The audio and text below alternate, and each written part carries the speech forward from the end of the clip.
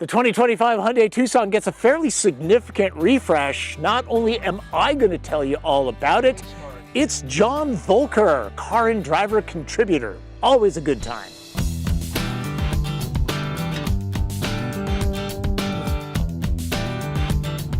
The old chestnut, the only thing constant in life is change, applies doubly to the automotive industry.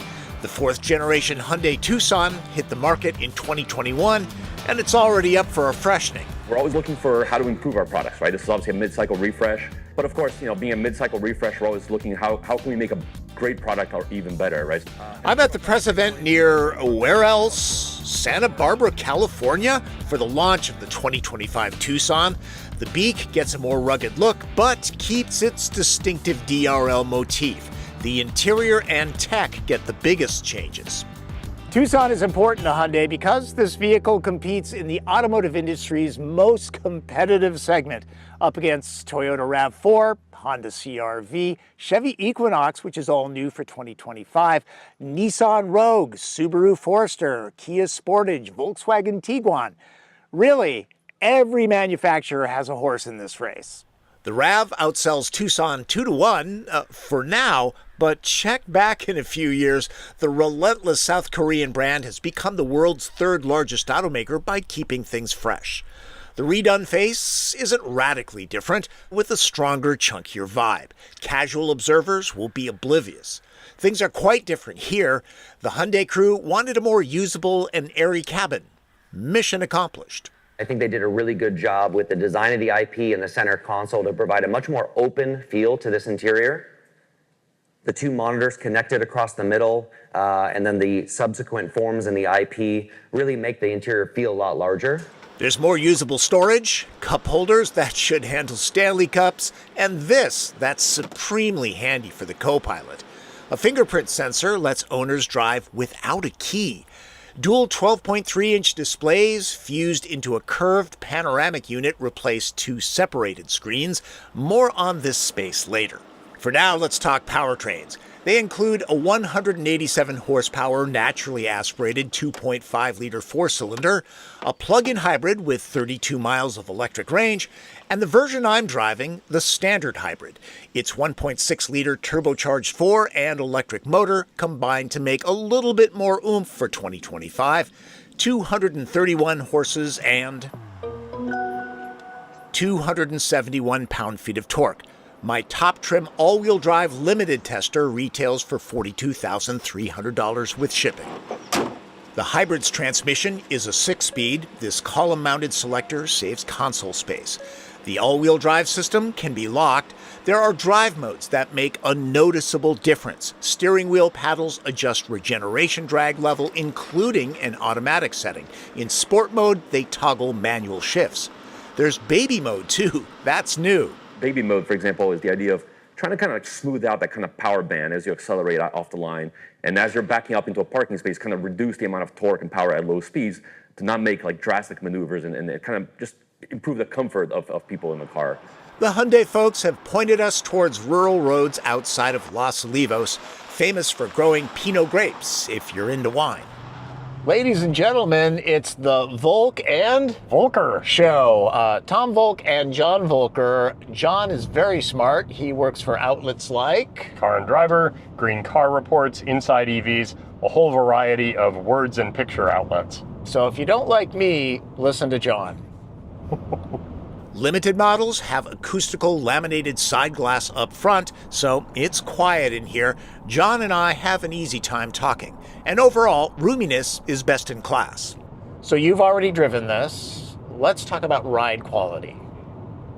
I think Hyundai has tuned this for average families. This is not sort of on the sporty end of it, but it has a comfortable ride, it has nice damping, and even on California roads, which can be surprisingly irregular and joggly, it's smooth, no crashing, no thumping. It's really tuned for a comfortable, pleasant, average ride, and that's probably what's really good for the bulk of people who are going to buy this one. Yeah, and I've said this time and time again. Auto writers, we love our sporty, dynamic driving, right? Mainstream buyers, not as much. Yeah. They just don't. And we do have that bias. I mean, sometimes I think that auto writers write for other auto writers, right? Yeah. 2025 hybrids engage the electric motors to smooth out pitch and dive when hitting speed bumps and pavement heaves. In most modes, the steering effort is on the light side, sport firms up the weight, there's even a bit of road feel. For enthusiasts, Mazda CX-50 is the in-class athlete, but it's not available as a hybrid. All right, let's talk about performance first. We're out on the highway going 50 miles an hour, and, you know, it's got good power. I think people think of hybrids as slugs. Not so much anymore. And actually, Hyundai was able to get a few more horsepower out of its electric motor in this update of the Tucson. If 0 to 60 times are your thing, the hybrid will spool up to that benchmark in just over 7 seconds. One thing I really like about Hyundai's hybrid system is that it uses a geared transmission. So when you floor it, there are gear shifts. It feels like a regular car. The hybrid is quicker than the naturally aspirated powertrain, always a plus. The $1,150 upcharge should be recovered in a couple years. The EPA fuel economy average is 35 miles per gallon. That's 4 mpg less than Champ RAV4 hybrid. Our harder driving style returned just under 30. And there's a plug-in hybrid, 32 miles of all-electric range. Yep. And then you can drive from Seattle to Tampa without charging up again. That's the beauty of plug-in hybrids. Absolutely. And it's enough for most people's daily around town, Yep. completely on electricity. So especially if you have the opportunity to charge at home, bring the car home, plug it in overnight, and you have another full tank of battery, if you like. Yep. And a lot of people who have plug-in hybrids and use them that way actually only end up putting a tank of gas a month into the car. I own 2 plug-in hybrids, and for my wife and I, it's more like every 3 months. But I digress. If ambiance is important, Tucson Limited's new interior is arguably best in class. Bonus, it costs less than a comparable CR-V or RAV4. Materials are upmarket with interesting textures. Lexus and Genesis owners looking to pare the budget might pay attention, though I have to wonder how the shiny black plastic will age. It tends to scratch. Physical controls have replaced haptic touch surfaces. Thanks, Hyundai. The charger is 15 watts. Phone as key is improved. Devices can be kept in pocket now. Not sure about John, but the heated and vented leather seats were kind to my backside. Heated wheel, too. 2025 Tucsons get an all-new infotainment system. It has excellent flow and sensitivity, plus it allows over-the-air updates. Of course, this relies on a data service, but unlike other automakers, It's complementary, all 3 packages, everything from some of the safety functions to all the way to the connected, mobile functions. Are complementary for the lifetime ownership of the first owner of the vehicle. Android Auto and Apple CarPlay are wireless across the board now. Sorry, I didn't get to test the Bose system. Back here, the seats don't slide fore and aft to max out cargo room or legroom, but the carpool gang is going to love the Tucson. Headroom is excellent. Same with knee, leg, and foot room. Cushions are high enough, so thigh support is excellent. And the door openings are big enough, so it's easy to get in and out. This being a top trim model, the outboard seats are heated. Door pockets are kind of small, but at least there are pockets on both seat backs. No separate climate zone, but there are adjustable vents, and people can charge their phones. The spine running down the middle, that's about average in size. The cushions are on the firm side, and the bench is wide enough so you can get 3 average-sized adults in here. They'll be good for short trips across town. As I always say, if you want them to be very, very comfortable, keep it to 2. Hopefully, your family never needs to experience airbags and crumple zones. Tucson has an IIHS Top Safety Plus rating, and it's stuffed with ADAS technology. Even the base model having quite a lot of capabilities. So you can see here again some of some of the competitors in the space, we have quite a lot of standard features. Everything from safety functions like forward collision avoidance to some of the more convenience functions like smart cruise control are 100% standard on Tucson.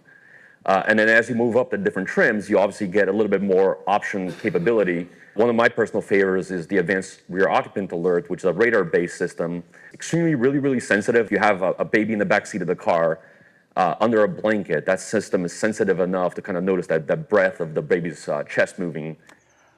I'm at an event, so of course, no TP trunk tests, but I can give you a tour of the trunk.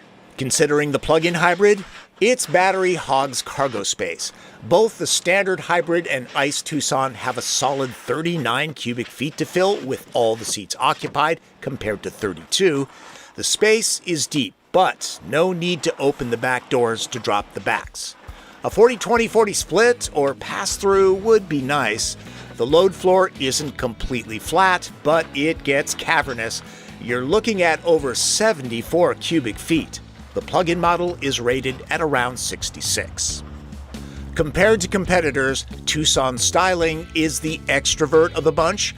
Deep creases and details remind me of Japanese styling in the late 70s and early 80s. Smart that the signature DRLs remain, they're very distinctive. Some buyers won't like the turn indicators mounted here. Changes are subtle on the outside. Most of the Tucson's redo is inside, improving livability. All right, let's sum this up, John. It looks good. It drives really well for a mainstream crossover. Fuel economy is good. I'm trying to think of negatives. I, frankly, would go immediately for the hybrid. The upcharge isn't that much over the gasoline one. Yes. And the performance is better because the electric motor gives you immediate punch, even while the engine spools up. So it's kind of the best of both worlds. It just doesn't have that thousands and thousands of dollars penalty you used to have to pay for a hybrid. Yeah, I think it is smart to go with the hybrid. Other than lower fuel efficiency than CR-V and RAV4 hybrids, the 2025 Tucson is a fierce competitor. If Hyundai can telegraph that the improvements inside add significant value, you'll see a lot more of these on the road. You just might not recognize the changes. Some housekeeping. I forgot to mention my tester is deep sea blue. Naturally aspirated 4-cylinder Tucsons are produced in Montgomery, Alabama. Both hybrid models are bolted together in South Korea. I attended a Hyundai-sponsored event to produce this review, very common in this industry, but accurate information and opinions are my highest priority. I like using sound bites from the engineers and product planners so you know what I experience. Tucson finished last year, 2023, as the 5th best-selling compact SUV behind industry stalwarts such as RAV4, CR-V, Rogue, and Chevy Equinox. But really, I go for accuracy and skip the marketing hype. Special thanks to John Volker, a great guy and always insightful. Fun fact before I go, there were different vehicles that we could drive at this event, including the refreshed Santa Cruz, which is built on the same architecture as Tucson. And it makes a lot of sense that they would share the same grille, right?